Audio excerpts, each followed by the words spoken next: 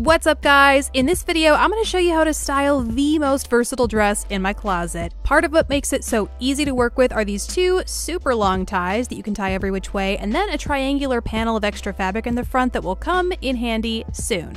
First, I am bringing one of the ties over to the opposite side of my body, twisting it and then letting it fall straight down my back. Then the tie that falls down to the side or my waist, I'm bringing that, laying it over the tie that falls down the back, and then wrapping it around my waist, tying it in the front, but you can also tie it in the back. Either way, you now have a one-shoulder dress.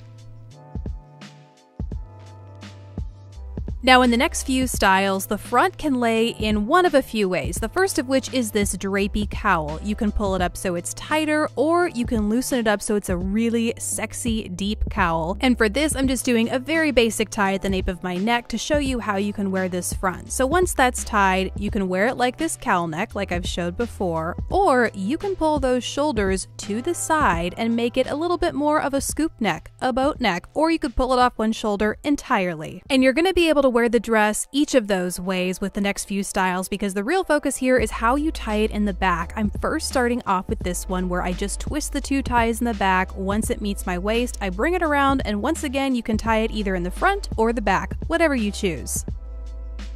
Then the next tying method is a crisscross in the back. Super simple, you just cross the two ties in the back, wrap it around your waist, and once again you can tie it in the front or the back. And then the last tying method, while we still have the skirt at our waist anyway, is super simple by creating this faux cap sleeve. You just take the two ties down your sides, wrap it around your waist, and that's it.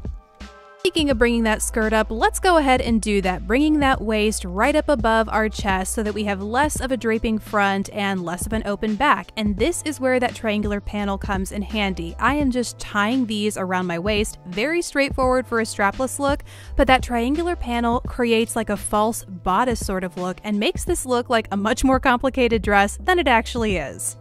This next style is going to be great if you're not quite as comfortable with a plunging cowl but love the silhouette of it. So you pull those straps up like you would the cowl neck, cross them in the back, and then bring them around the front at your waist, tying them beneath that cowl neck to give you some shape.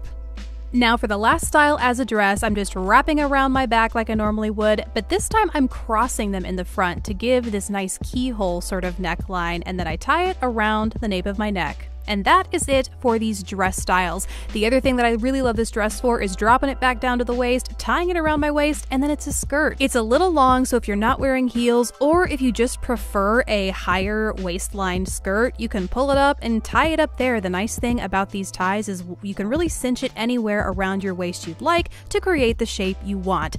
I so love this dress for its versatility, in case you couldn't tell. So if you're interested in more details about this dress, check the description box below, and I hope if you get it, this video was super helpful for you. Thank you guys so much for watching. Please don't forget to subscribe if you haven't already, and I'll catch you in the next video. Bye guys!